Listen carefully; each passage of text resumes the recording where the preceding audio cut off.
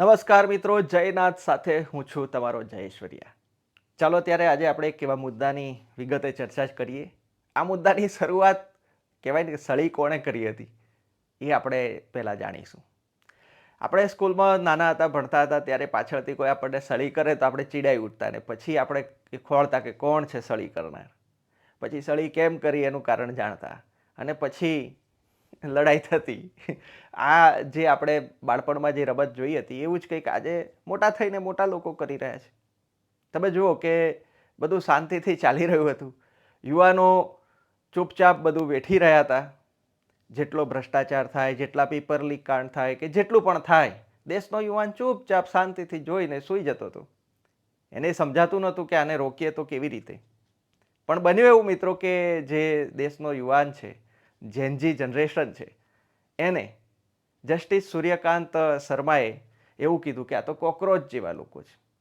એટલે એવું કહેવાય ને કે સૂર્યકાંત શર્મા જે છે જજ સાહેબે એમને બિલકુલ તિરસ્કૃત ભાવના સાથે આ વાત કીધી અને આ વાત એમને આરપાર લાગી ગઈ. દેશના યુવાનને આ વાત કહેવાય ને દિલ પે ઘા કર જાને વાલી બાત હો ગઈ. તો પછી દેશના યુવાનોએ એનો જવાબ આપવાનું નક્કી કર્યું અને અભિજીત દીપકે કરીને જે નામ અત્યારે આખા દેશમાં લોકો જેને જાણી રહ્યા છે, એ યુવાને જાહેરાત કરી કે હા હા અમે કોકરોચ જ છીએ. સારું, ત્યારે અમે કોકરોચ બનીને જ તમને સમજાવીશું. અને એમણે કોકરોચ જનતા પાર્ટીની જાહેરાત પણ કરી દીધી. અને શરૂઆતમાં તો મિત્રો આને મજાક ઉડાવી રહ્યા હતા લોકો કે ભાઈ આ જે કોકરોચ, આ તો કંઈ નામવાળી પાર્ટીનું નામ તો આવું રખાતું હશે, કોકરોચ જનતા પાર્ટી એમ. અને દેખો યુવાનોએ આ જેનજી છે, આ જેનજીને આ જે જૂની પેઢીના જે લોકો છે એ સમજી નથી શકી રહ્યા. એમને એમ હતું કે જે રીતે આપણે આપણી કહેવાય ને તાનાશાહી ચલાવીએ છીએ ચાલતી રહેશે. આ છોકરાઓ જે બાળકો છે અમને આપણે સમજાવી પટાવીને બેસાડી દઈશું. પરંતુ આ જીદે ચડેલા બાળહઠ જેવી વાત થઈ ગઈ. આમાં બાળહઠ શબ્દ પ્રયોગ છે મિત્રો. પણ આ બાળહઠ નહોતી, આ બિલકુલ સમજણ સાથેનો વિરોધ હતો મિત્રો. એ હવે લોકોને સમજાઈ રહ્યું છે. જ્યારે એમણે એ હઠની શરૂઆત કરી, એ જીદની શરૂઆત કરી કે અમારે ન્યાય જ જોઈએ, બીજું કંઈ ના જોઈએ. આ જસ્ટિસ સૂર્યકાંત શર્માએ આ જે સળી કરી એ અત્યારે આખા દેશને ઝંઝોળવાનું કામ કરી રહી છે. દેશના તમામ યુવાનો જાગ્યા છે અને આ આંદોલન મિત્રો માત્ર આંદોલન નથી રહ્યું, વિચાર બની ગયું છે. આપણે એની વિગતે ચર્ચા કરીશું કે પેપર લીક જે થયું, નીટ પેપર લીક થયું પછી જે યુવાનોની વેદના હતી. તમે વિચાર કરો કે જે યુવાનો હતા મિત્રો, એમાં ઘણા બધા યુવાનોએ દેવું કરીને ફી ભરી હશે. એની ઘણા બધા યુવાનોએ એવું સપનું જોયું છે કે આ પછી હું મારું કેરિયર શરૂ કરી શકીશ. કેવી સ્ટ્રગલ રહી હશે એ યુવાનોની. દેશભરમાં લાખો યુવાનો, તમે વિચાર કરો. ઘણા બધા યુવાનોની એવા ન્યૂઝ આવ્યા કે ભાઈ એમણે છેલ્લું પગલું ભરી લીધું પોતાના જીવનને ટૂંકાવવાનું ત્યાં સુધી. એટલે તમે વિચારો કે કોઈ પણ યુવાન જે છે દેશનો, તે એવું વિચારતો થઈ ગયો કે ભાઈ આપણે હવે આપણા જીવનમાં આગળ કરીશું શું, જીવન જ ખતમ કરવાની વાત થઈ ગઈ. અને જ્યારે ન્યાયની વાત આવે તો ન્યાયની જગ્યાએ આપણને કોકરોચ કહી રહ્યા છે.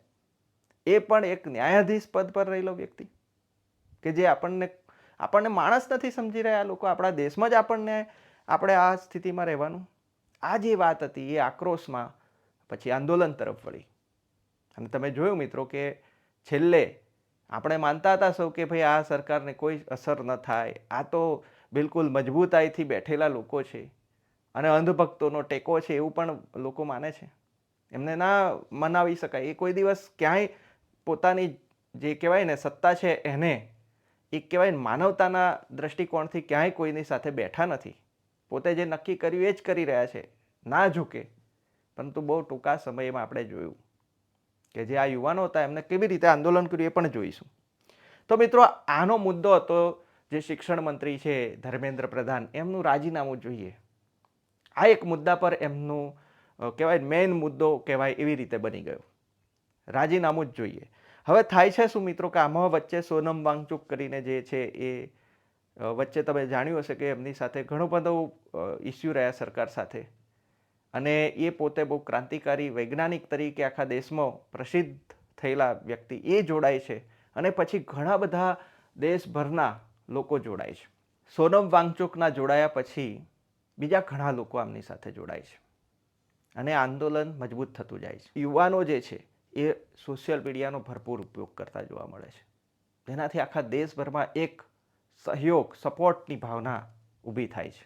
જેનજી જે યુવા છે એ બીજા દેશોમાં પણ આવી જ રીતે ક્રાંતિનું કામ કરી રહ્યો છે. ભારતના જેનજી યુવાને જે વચ્ચેની જનરેશન છે એ જનરેશન એવું કહેતી હતી કે તમે તો ક્રાંતિ કરી જ ના શકો, તમારામાં તો સમજણ નથી, તમે તો લડી જ નથી રહ્યા, તમે તો આમ, એના પર આમ ટકોર વાળા શબ્દો પ્રયોગ કરતા. અમે પણ ઘણીવાર કીધું કે બીજા દેશનો જેનજી જુઓ, આસપડોશના દેશોના જેનજીએ કેવી ક્રાંતિ કરી, ભારત દેશના જેનજી તો ઊંઘે છે. પણ મિત્રો આ હવે જે જાગ્યા છે, પણ એમણે એક મુદ્દો જે માંગ્યો એ સફળ રહ્યો છે.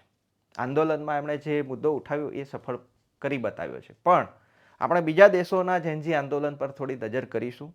બાંગ્લાદેશમાં જે આંદોલન રહ્યું, જેનજી આંદોલન, એ સરકારી નોકરીઓમાં અનામતના મુદ્દાને લઈને રહ્યું છે, કે ત્યાં જે અનામત છે એ પ્રોપર મળી રહી નથી. એ મુદ્દાને લઈને ત્યાં આંદોલન થયું. નેપાળમાં આંદોલન થયું. નેપાળમાં જે આંદોલન થયું એ તો એક મુદ્દા પર નહોતું થયું, એ તો આખી સરકારના વિરોધમાં થયું હતું, કે આખી સરકાર જ ભ્રષ્ટાચારી છે તમામ ક્ષેત્રોમાં. જેમ કે રોડ રસ્તા તૂટી જવા, પુલ તૂટી જવા, આ બધું નેપાળમાં બહુ બની રહ્યું હતું. તો નેપાળના જે યુવાનો હતા એમણે આખી સરકાર જ ના જોઈએ, સરકાર જ હટાવો, બધું જ હટાવો, એમ કરીને આંદોલન કર્યું. અને ઇન્ડોનેશિયામાં પણ આ રીતનું જેનજી આંદોલન, એ પણ આખા દેશમાં વ્યાપક જે ભ્રષ્ટાચાર થઈ રહ્યો હતો એની સામે થયું હતું. વ્યવસ્થામાં દરેક જગ્યાએ ભ્રષ્ટાચાર જ્યારે વ્યાપી જાય છે મિત્રો, અને એ કંટ્રોલ બહાર જતો રહે છે અને દેશના જ લોકોને પીડિત બનાવી દે, એનું શોષણ કરવાનું શરૂ કરી દે, ત્યારે એવી અમર્યાદ સત્તા સામે કોઈ પણ દેશ હોય, ભારત તો લોકશાહી દેશ છે, પણ બીજા દેશો જેમાં લોકશાહી નથી ત્યાં પણ આવા આંદોલન થઈ જાય છે. શ્રીલંકા જે દેશ છે ત્યાં પણ આવું જ આંદોલન થયું. ત્યાં તો આખી જે કહેવાય ને, આખા દેશની ઘર ઘરમાંથી તમામ જગ્યાએથી લોકો નીકળ્યા અને પછી આખી સરકાર બદલી દીધી. તો મિત્રો આ રીતના બીજા દેશોમાં પણ આંદોલન થઈ ચૂક્યા છે. એવું નથી કે ભારતમાં જ આ થઈ રહ્યું છે, આખા વિશ્વભરમાં જેટલી સરકારો છે ત્યાં આવો વિરોધ થઈ રહ્યો છે. કારણ શું છે કે જે નેતાઓ છે, આખા વિશ્વભરની વાત કરીએ, વિશ્વભરમાં જેટલા દેશો છે ત્યાંના જે નેતાઓ બહુ જૂના છે, ઉંમરલાયક થઈ ગયા છે, અને એ થોડા અડિયલ પણ છે, જિદ્દી. દેશના લોકોની સમસ્યાઓ સાંભળવાય તૈયાર નથી. એમને બસ એમ છે કે અમે જે કરી રહ્યા છીએ એ જ બરાબર છે. એટલે આ જે ગેપ પડી રહી છે એના કારણે આંદોલન વિશ્વભરમાં થયા. ભારતમાં પણ એક આંદોલન આપણે જોયું, CJP, કોકરોચ જનતા પાર્ટી નામ સાથે યુવાનો આગળ વધી રહ્યા છે. ત્યારે આ આંદોલનમાં આપણે જોયું કે જય ભીમનો જે નારો છે, એ જય ભીમનો જે નારો છે એ હવે દેશ ભાવના અને સંવિધાન ભાવનાને મજબૂત કરનારો નારો બન્યો છે. લોકશાહીનો નારો, જય ભીમ એટલે હવે લોકશાહીનો નારો બની ગયો છે. નાનકડા જેનજી બાળકોએ જે રીતે કહેવાય ને કટાક્ષ કર્યા, વિડીયોઝ કર્યા, લોકોએ ખૂબ એને મજાથી જોયા, શેર કર્યા. ત્યારે જ્યારે લોકો અમને લોકશાહી મિત્રો એટલે શું, કે તમને લાગે છે કે આ ખોટું છે ને એની સામે લોકો કંઈક બોલી રહ્યા છે તો બોલવાની આઝાદી હોય છે. એવું નથી કોઈ અફવા છે કે કોઈ પણ એવી બાબતને આપણે શેર કરી દઈએ. જે થઈ રહ્યું છે, જે દેખાઈ રહ્યું છે એને ફેક્ટ છે, એના પર તો બોલવું જ જોઈએ એમ. એને પણ લોકો અટકાવી રહ્યા હતા. એટલે લોકોને એવું લાગી રહ્યું હતું કે એમનું ગળું દબાવવામાં આવી રહ્યું છે. એટલે આંદોલન બહુ જબરજસ્ત સહયોગ મેળવ્યો આંદોલને. અને તમે જોયું હશે કે ઘણી જગ્યાએથી એ વિડીયો આવ્યા કે જે આ ખરેખર બાબત એવી છે કે પોલીસનો જે ડર છે એ પણ આમાં દૂર થયો યુવાનોમાંથી. ખરેખર એવું બનવું, પોલીસનો ડર એટલે મિત્રો કે જે ખોટું કરે છે, જે લોકો અપરાધિક કામ કરે છે, એ લોકોને તો પોલીસનો ડર લાગવો જ જોઈએ. પણ જે લોકો સારું કરી રહ્યા છે, દેશ હિતનું કામ કરી રહ્યા છે, એ પણ જો ડરે, એમને ઘણા યુવાનો, એક યુવાન એવું બોલી રહ્યા હતા કે આ પોલીસ છે જે અમારા માટે છે, દેશના લોકો માટે છે. એવું લાગતું જ નથી કે દેશના લોકો માટે કામ કરી રહી છે. અને ઘણા બધા પોલીસ યુવાનો પણ આપણે જોઈ રહ્યા હતા કે એક પોલીસ જે યુવાન છે, જે એમણે તો રાજીનામું આપી દીધું કે ભાઈ મારે મારા દેશના નાગરિકો સાથે કેવી રીતે લડવું. તો જાણે એવી પરિસ્થિતિ જોઈ રહ્યા હતા લોકો આ આંદોલન દરમિયાન, કે એવું લાગી રહ્યું હતું કે પોલીસ જે છે એ જાણે વિરોધી હોય. પણ એવું ના બન્યું. જેનજી યુવાનો ખરેખર બહુ જ કહેવાય ને, આમ એમનું ખરેખર વખાણ કરવાનું મન થાય છે કે એમણે જે રીતે જવાબ આપ્યો, એમણે જે લાઠીચાર્જ કરનાર જે હતા, એમણે એ જાણતા હતા કે જે આ કરી રહ્યા છે એ આદેશ પ્રમાણે કરવું પડી રહ્યું છે એમને. તો એ ત્યાં ગયા, એ જે હતા અધિકારી, એમને ચોકલેટ આપી, પિઝા આપતા કે કંઈ ખાવાનું આપતા કે લો તમે થાકી ગયા છો અમને મારીને. તો તમે જુઓ કે આ કેટલી ઊંચી સમજણ છે આપણા યુવાનોમાં. એ જોઈને પણ મને ખૂબ આમ કહેવાય ને સંતોષ થયો, મનને ખુશી થઈ કે આપણા યુવાનો એવા નથી, દેશ ભાવનાને બરાબર સમજે છે.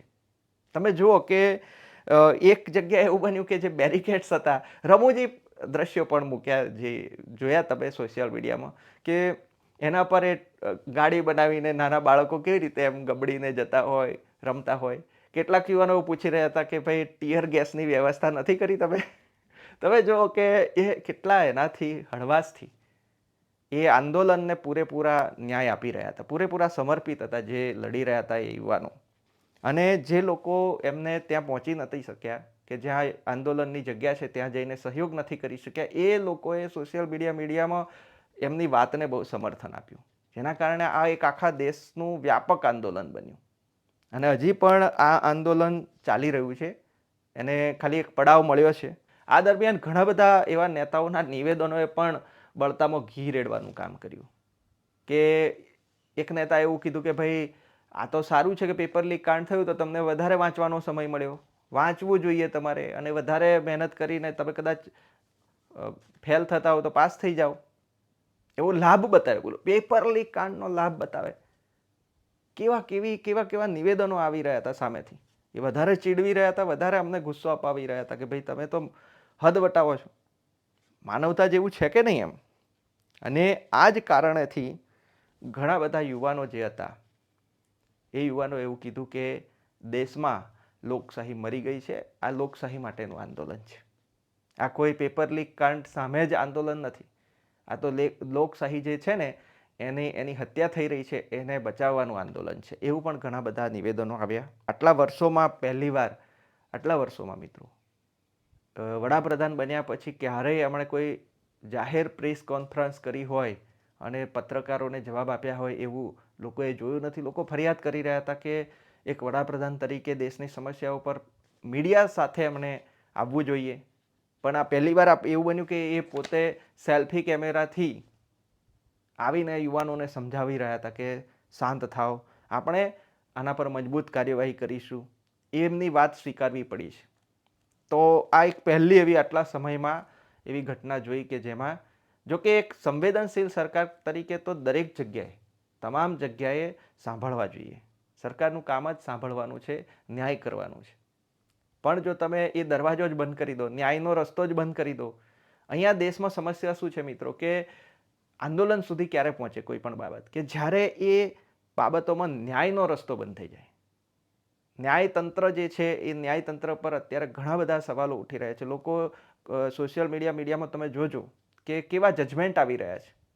વચ્ચે એક એવું જજમેન્ટ આવ્યું કે કોઈ પણ સ્ત્રીને અડકવું, અડપલા કરવા, એના કપડાને ખેંચવા કે કંઈ બી એના સ્ત્રીના જે અંગો છે એને સ્પર્શ કરવો એ બળાત્કારનો પ્રયાસ ન ગણી શકાય. આવા જજમેન્ટ આપણે જોયા.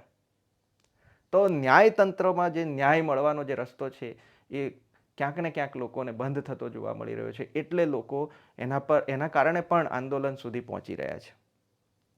તો બીજું આપણે આંદોલનમાં સૌથી મોટું એ જોયું કે ગોદી મીડિયા જે છે, ગોદી મીડિયાને તો અમે આતંકવાદી મીડિયા પણ કહીએ છીએ, દેશદ્રોહી મીડિયા પણ કહીએ છીએ. કેમ કે આ એક એવું અભિપ્રાયથી સંકુચિત માનસિકતાવાળું મીડિયા છે, જેમાં બેઠેલા પત્રકારો દેખીતી રીતે એમ દેખાય છે કે એ તટસ્થ નથી.